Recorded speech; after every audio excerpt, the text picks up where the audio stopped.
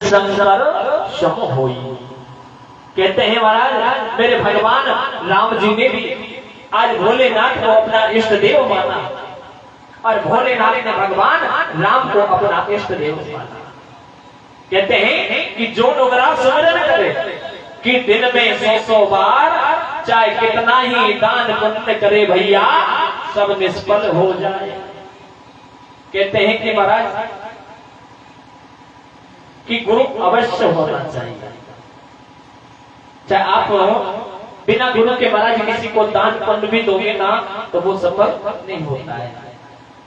और कहते हैं कि जब भी आप भक्ति अनुष्ठान इत्यादि करते हो ना, यदि आपने गुरु नहीं बना रखा है तो जब तक भक्ति अनुष्ठान चले महाराज, जब तक भगवान को ही अपना गुरु रूप में स्वीकार करना चाहिए। इसलिए महाराज देव ऋषि नारद ने कहा कि आप ऐसा कीजिए, आपने कोई गुरु नहीं बनाया। इसलिए कहते हैं राजन श्री सूत जी महाराज से हमने जब जैसे कहा 88,000 स्वर्ण का दिग्ऋषियों से 88,000 स्वर्ण का दिग्ऋषि कहने लगी कि हे सूत जी महाराज हमें कृपा करके आप ये बताइए संत कृपा ऊंची होती है या सबसे बड़ी गुरु कृपा ऊंची होती है, या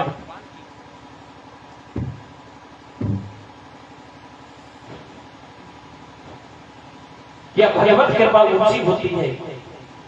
इधर से कहने लगे कि सबसे बड़ी तो महाराज संत कृपा ऊंची होती है, क्योंकि अच्छे यदि आपको कोई अच्छा संत मिल गया तो महाराज वो आपको एक अच्छा रास्ता दिखला देगा कि महाराज ये नहीं कि महाराज लाल कपड़े पहन लिए मस्तक पर चंदन लगा लिया कि बन गए संत। अरे जब वो संत बन गया दूसरे की अंतर भावना को नहीं समझता है किस चीज का संत है।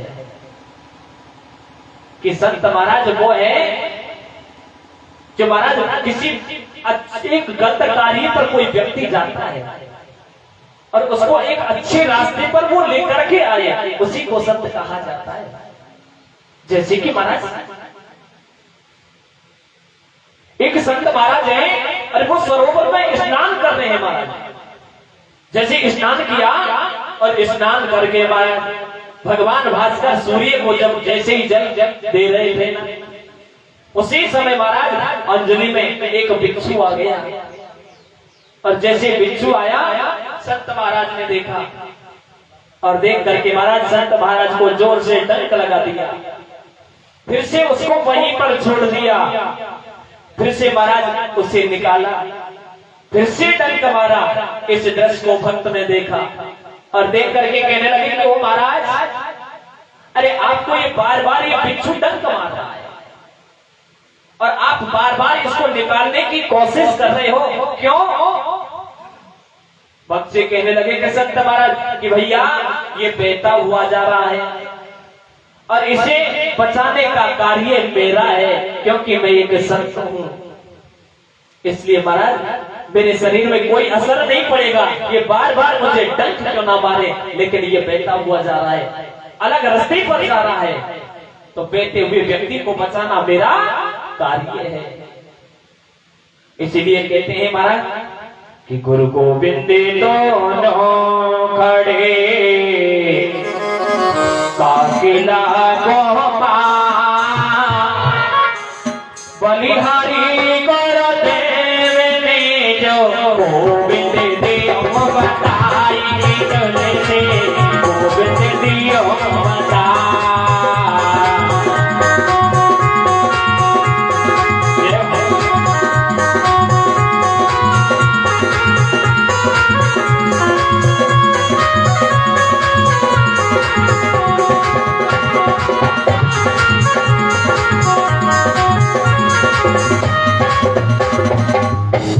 इसलिए महाराज कहते हैं कि गोविंद से मिलाने की सामर्थ्य शक्ति जो है महाराज वो किसमें है? गुरुदेव में है। इसलिए महाराज इसलिए देव ऋषि नारद कहने लगे कि हे व्यास जी महाराज आप कोई चिंता मत कीजिए, अब आपने यहाँ आकर के मेरा आश्रय लिया है ना, तो सब कुछ अच्छा होने वाला है। कि मेरे पिता ने मुझे महाराज 4 मंत्र दिए और उन्हें 4 मंत्रों से ही श्रीमद् भागवत का निरूपण किया गया है। इसलिए मैं आपको उन 4 मंत्रों को देता हूं महाराज। और जब आप भागवत का आश्रय लोगे ना तो तुम्हारा जीवन सवर जाएगा। आज भगवान कहने लगे कि हे नारद, अरे अरे क्या आश्रय ले महाराज, आधी उम्र निकल चुकी है, अब हमारे इतनी बस की बात नहीं जो हम भागवत का निरूपण कर सके महाराज। इधर से देवऋषि नारद ने 4 मंत्र दिए महाराज। इधर लेखन कार्य करने का कार्य कौन करते हैं? गणेश जी को बुला लिया है। इधर से महाराज आज जैसे भागवत का निरूपण जब करना प्रारंभ किया तो इधर कहने लगे कि भैया 4 मंत्रों के द्वारा भागवत की तो रचना कर दिया, लेकिन इसमें लिखे क्या? देवऋषि नारद कहने लगे कि भैया लिखना क्या? सबसे पहले मेरे पूर्व जन्म की कथा को लिख दीजिए। कहने लगे कि आपका पूर्व जन्म, कि आप पूर्व जन्म में क्या थे? कहने लगे कि भैया कि मैं पूर्व जन्म में एक दासी का पुत्र था और मेरा नाम था रामदास। कि महाराज मैं जब छोटा सा था तो मेरे मेरे पिता श्री भगवान को प्यारे हो गए। अब मेरी माँ बेसहारा हो गई, मैं छोटा सा था। जैसे मेरी माँ ने क्या किया कि महाराज एक समय का भोजन मिल जाए तो दूसरी समय का भोजन नहीं मिल पाता था। मेरी माँ ने मुझे गोद में लिया और गोद में लेकर के महाराज जैसे घर से निकलते महाराज कुछ संतों के पास में पहुंच गई। और वो संत कौन? कि महाराज उत्तराखंड से कुछ संत आए हुए थे भजन करने के लिए। जो चतुर्मासा होता है ना, जब बारिश के समय संत लोग आते हैं, एक स्थान पर 4 महीने तक भजन करते हैं भगवान का। मेरी माँ मुझे लेकर के गई और लेकर के उन संतों से आग्रह किया कि हे संत महाराज, आप कृपया करके मैं बेसहारा हूं, मेरा छोटा सा बालक है, आप मुझे कृपया करके अपने आश्रम पर रख लीजिए कि मैं तुम्हारी यहाँ संत सेवा करना जानती हूँ, तुम्हारी जो गऊ है इनका दूध निकालना जानती हूँ। सिर्फ मुझे बाबा 2 समय का भोजन मिल जाए। संत महाराज कहने लगी कि देवी चलो कोई बात नहीं। आज वो देवी रामदास की माँ संतों की सेवा करती है, भोजन बनाती है, संतों को भोजन परोसती है, गौ सेवा करती है। महाराज जब संत भोजन कर लेते थे ना तो जो भोजन महाराज बचता था उसको सबका इकट्ठा करके और अपने पुत्र रामदास को खिला देती है।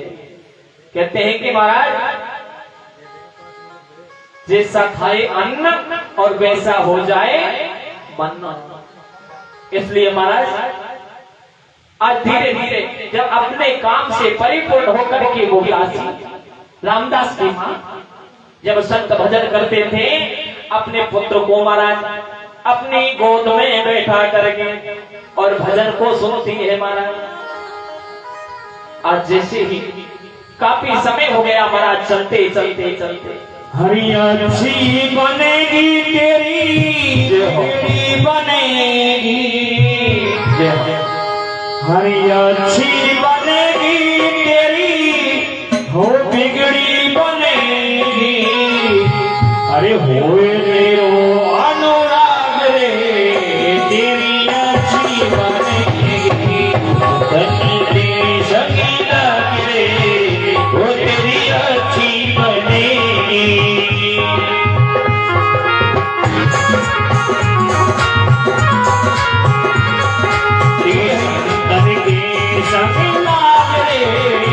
तेरी अच्छी बनेगी, संतन के संगीत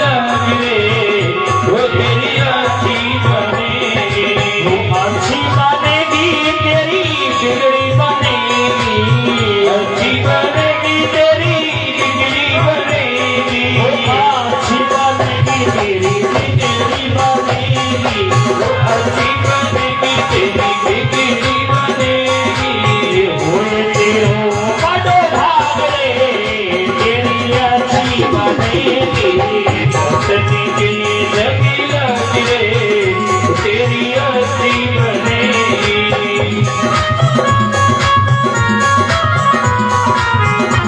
श्री राधे श्री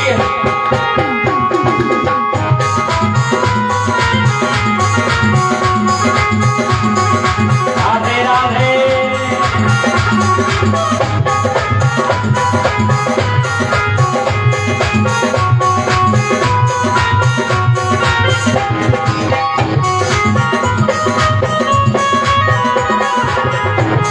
हरे संतन सखी करो पुण्य कमाई सतनी सखी करी होनी कमाई वो संतन सखी करो पुण्य कमाई सतनी सखी करी होनी कमाई उल्टे कमाई मेरा उल्टे कमाई होनी कमाई मेरा होनी कमाई राम चरण अनुराग रे तेरी बिगड़ी बनेगी सतनी की जगी लग रे तेरी अच्छी बनेगी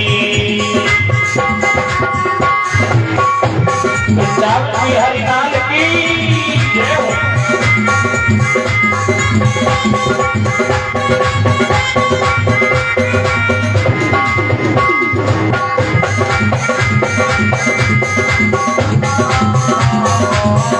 श्री हरि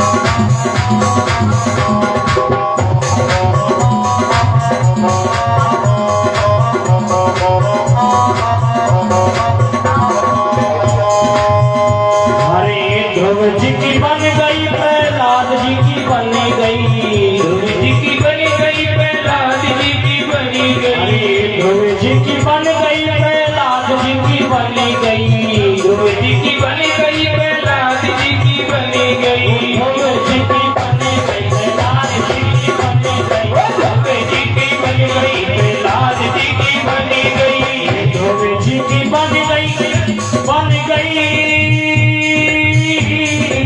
ध्रुव जी की बन गई प्रहलाद जी की बन गई ध्रुव जी की बनी गई प्रहलाद जी की बनी गई हरि सुमरण में लाग रे तेरी बिगड़ी बनेगी सतनी के जगी लग रे तेरी अच्छी बनेगी अच्छी बनेगी तेरी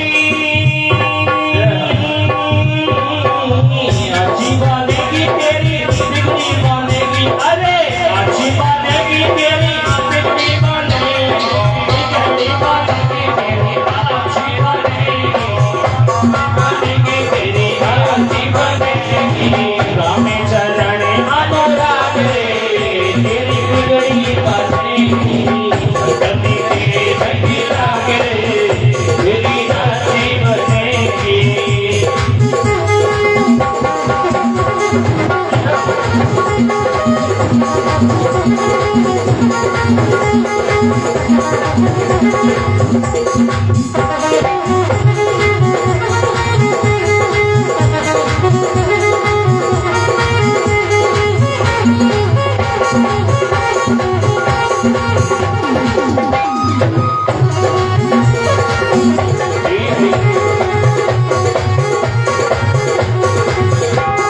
ये कागा से तोए हर्ष बनावे कागा से तोए हर्ष बनावे कागा से तोए हर्ष करेंगे कागा से तोए हर्ष करेंगे मिट जाए और दाग रे तेरी बिगड़ी बनेगी सदा सतनी के जगी लग रे तेरी अच्छी बनेगी अच्छी बनेगी थारी बिगड़ी बनेगी अच्छी बनेगी थारी बिगड़ी बनेगी राम चरण अनुराग रे अच्छी बनेगी सतनी के जगी लग रे तेरी अच्छी बनेगी मोहन शाम बहुत दिन सोयो हमें जान बहुत दिन सोयो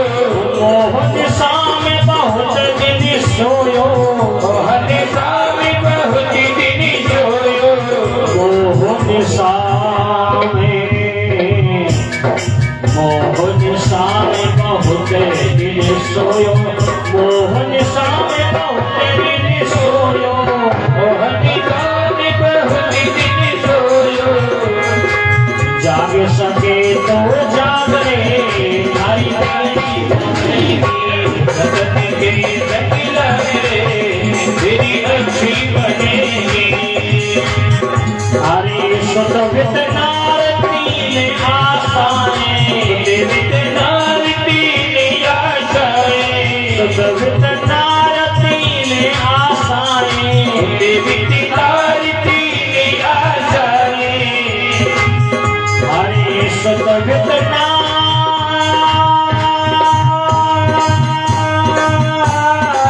सुत वित नारती ने आसाए सुत वित त्याग सके तो त्याग रे भाई जगली बनेगी जगनी के जगी लगे तेरी अच्छी बनेगी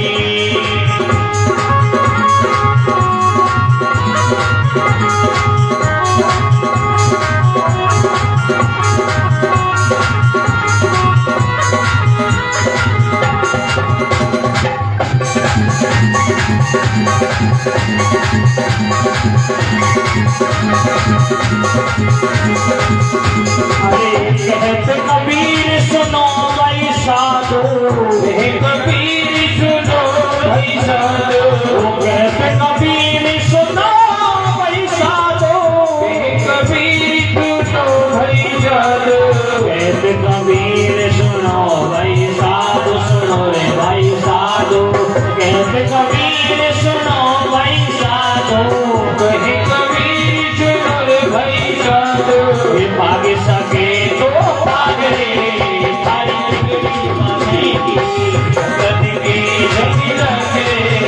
तेरी अच्छी बनेगी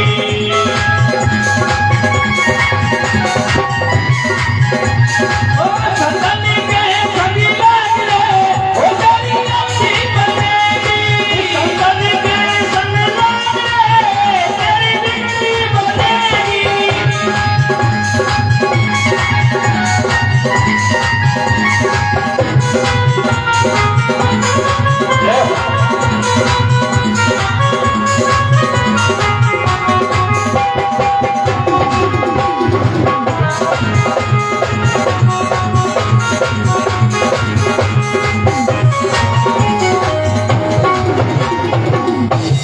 वृंदावन में हरिलाल की जय हो और कृष्ण भगवान की जय हो। इधर से महाराज आज देवी श्री नारद अपने मन में विचार कर लिया महाराज कोई बालक रामदास आए पर रामदास ने विचार करके और महाराज ऐसी ऐसी भेंकी भेंकी बातें करना प्रारंभ कर दिया महाराज कि हे बाबा जब तुम यहां से अपने भजन को पूर्ण करके जब जाओगे ना तो महाराज मैं भी तुम्हारे साथ नहीं चलूंगा। आज भगवान जब रामदास की मां को पता चला रामदास की मां संतों के पास में गई महाराज कहने लगी कि हो बाबा अरे मेरे लाला को क्या हो गया कि जब से ये तुम्हारे भजन संध्या में बैठता है ना उसी दिन से महाराज ऐसी बातें करना प्रारंभ कर दिया कि मैं तो इन संतों के साथ में जाऊंगा। इधर से संत महाराज कहने लगे रामदास से कि बेटा रामदास क्या बात है कि हम भजन के माध्यम से आपको क्या सिखाते थे कहते थे ना कि माता देवो भव कि महाराज माता किनके समान होती है देवों के समान होती है कि पिता देवो भवे और गुरुदेव देवो भव। इसलिए महाराज सबसे बड़े तुम्हारी माता बैठी हुई है और वो बेचारी अनाथ है उसका कोई सहारा नहीं है कि हे रामदास आप हमारे साथ में चलोगे तुम्हारी बेसहारा माँ ये तुम्हारे बिना कैसे रहेगी। कहने लगी कि नहीं बाबा, मुझे यहाँ नहीं रहना है, मुझे तो भगवान का भजन करना है। कहने लगे कि हे बेटा, जब तुम्हारी माँ भगवान को जब प्यारी हो जाए तो आप उत्तराखंड भगवान का भजन करने के लिए चले जाना। लेकिन हमारा संत वहां से चले जाते भाई भक्तों। अब बालक रामदास के मन में एक ही विचार है महाराज, क्या अब तो भगवान का भजन करते हैं, भगवान से प्रार्थना करते हैं। और भगवान से कैसी प्रार्थना करते हैं? एक हाथ में माला ले लिया और भगवान से कहते हैं कि हे भगवान, मेरी मां को उठा ले। अखंड भजन चल रहा है महाराज कि हे गोविंद, मेरी मां को उठा ले, जिससे मैं तेरा भजन करने के लिए उत्तराखंड चला आऊं। लेकिन महाराज भगवान ने उसकी पूजा को भी स्वीकार किया। और क्या कि एकता निर्गता गोहा दोहंती। एक दिन बालक रामदास की मां गौ का दुग्ध निकालने के लिए महाराज जैसे ही जाकर के बैठी ना, और वहीं पर महाराज घास पड़ा हुआ है, जैसे ही जाकर के बैठी और जाकर के उसी घास पे महाराज एक सर्प पड़ा हुआ है। जैसे ही दूध निकालने के लिए बैठी और रामदास की मां को उस सर्प ने डस लिया है महाराज। रामदास की मां वही गोविंदाय नमो नमः। अब रामदास क्या कहता है, उस समय जब मेरी मां भगवान को प्यारी हुई ना, तो महाराज मेरे नेत्रों से दो प्रकार के आंसू प्रवाहित हुए। क्यों? कि महाराज एक नेत्र से महाराज ठंडे आंसू निकल रहे हैं और दूसरे नेत्र से महाराज गर्म आंसू। क्यों? कि गर्म आंसू इसलिए निकल रहे महाराज कि हे भगवान, अब मेरा इस संसार में कौन सहारा है? मेरी मां मुझे छोड़ करके चली गई। और दूसरे नेत्र से ठंडे आंसू कि हे गोविंद, आपने बहुत अच्छा किया, मेरी मां भगवान को प्यारी हो गई। अब मुझे कोई भगवान का भजन करने से कोई रोकने वाला नहीं है। आज भगवान बालक रामदास आज महाराज खड़ा होकर के रुदन कर रहा है। आकाशवाणी हुआ कि हे रामदास, आप चिंता मत कीजिए कि मैं आपको दर्शन देने के लिए अवश्य आता हूं। कि महाराज ऐसा प्रलयकारी समय आएगा, चारों तरफ महाराज पानी पानी हो जाएगा, और जब प्रलयकाल का चक्र चलेगा तो ये सारी जो सृष्टि है महाराज उतर पुतर हो जाएगी और पुनः इसकी स्थापना की जाएगी। तब आगे चल करके आज यही बालक रामदास यहाँ महाराज देव ऋषि नारद बन करके आए। आज भगवान देव ऋषि नारद ने अपनी पूर्व कथा को लिखा थी, या पूर्व जन्म की कथा को इधर से महाराज इसलिए कथा को तैयार किया। इधर से कौन श्री व्यास जी महाराज क्या कहते हैं कि अब लिखना क्या, अब मेरे पूर्व जन्म की कथा को लिख दीजिए। कि आपकी पूर्व जन्म की कथा? कि हाँ महाराज, कि मैं पिता और पुत्री की संतान हूं। आज जैसे कहा बेटा व्यास जी, आज भगवान पारस ऋषि है। पारस ऋषि महाराज भगवान का भजन करने के लिए चले जाते हैं भाई। जैसे जब भगवान का भजन करने के लिए गए, और पारस ऋषि की जो पत्नी थी महाराज, उसके पास में एक पक्षी था। पहले महाराज पक्षियों के द्वारा ही संदेशा भेजाया जाता था। जैसे ही आज पारस ऋषि की पत्नी का समय आया, मासिक धर्म का समय आया, तो उससे पाराशर ऋषि से मिलने की इच्छा प्रकट हुई। तो जैसे उस पक्षी को संदेशा लेकर के भेजा पाराशर ऋषि के पास, और जैसे पाराशर ऋषि ने उस संदेश को देखा और देख करके उस पक्षी से कहने लगा कि बेटा, अभी मेरा भजन पूर्ण नहीं हुआ है, जब मेरा भजन पूर्ण होगा तब मैं तुम्हारी माता के पास में आऊंगा।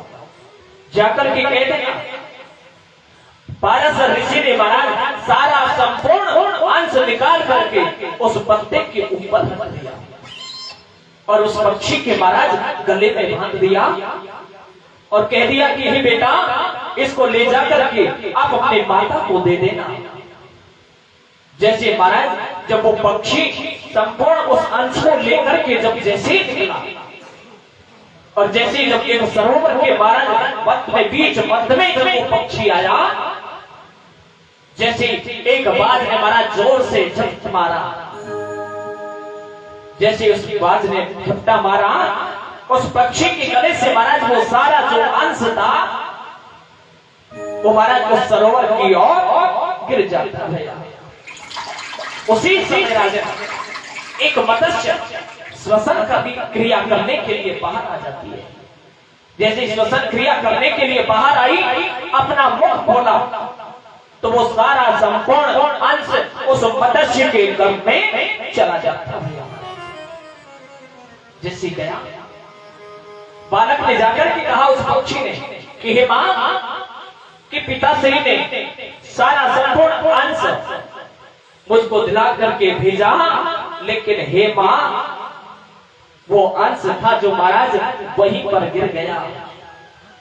पाराशर ऋषि की पत्नी ने श्राप दिया कि जाइए, जब मेरी इच्छा तुमसे मिलने की भई आप मेरे पास में नहीं आए, और जो भी भेजा क्या अंश भेजा वो भी महाराज उस सरोवर के वहां गिर गया। जाइए, मैं तुम्हें श्राप देती हूं, आप अपनी ही पुत्री के साथ में काम भावना उत्पन्न करोगे महाराज।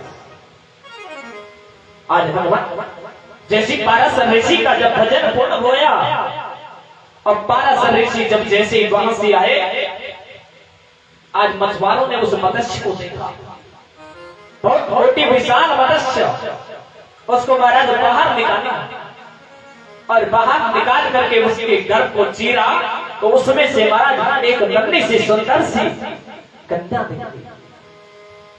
उस मछुआरों ने महाराज उसका पालन पोषण किया, पढ़ा लिखा करके अच्छी विदुषी बनाया, धीरे धीरे परिपक्व होने लगी, बड़ी होने लगी। आज जैसी पाराशर ऋषि जब आए ना, आकर के वहीं पर आ गए जहां उस सरोवर के अंदर महाराज जो अंश गिरा था। जैसी आया, अब उस सरोवर को पार करने के लिए महाराज मछुआरों के पास में गया, कहने लगे मछुआरों से कि हे मछुआरों, कि हमें आप इस सरोवर से पार करा दीजिए।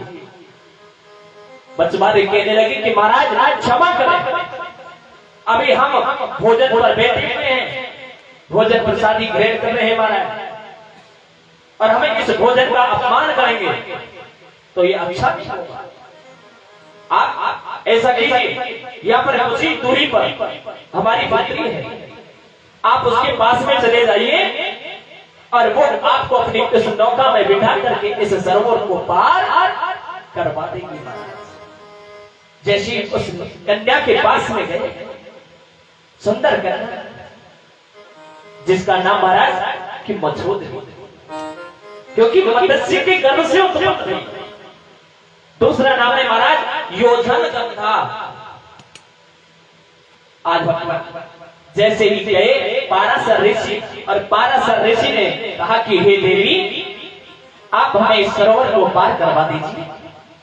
जैसे महाराज पाराशर ऋषि उस नौका में बैठे, और जैसी नौका जब बीच सरोवर के मध्य में गई महाराज, जहां वो अंश गिरा था, जैसे ही महाराज तुरंत अक्षमात वो नौका डट जाती है।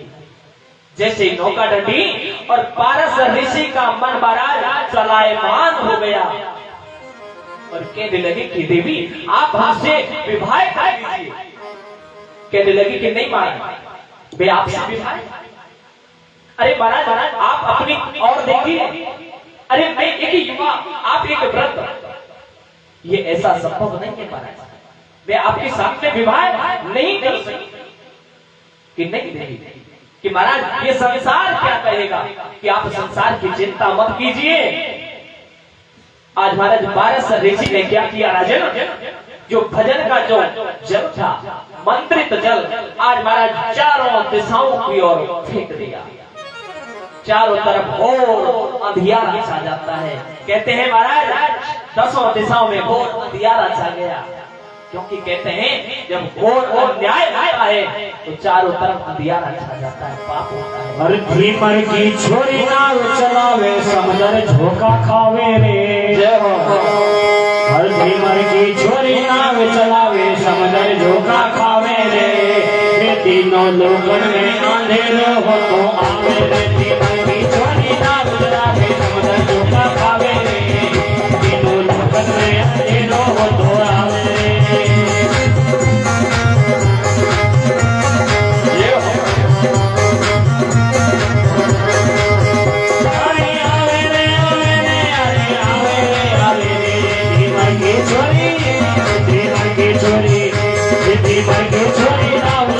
समंदर झोंका खावे रे।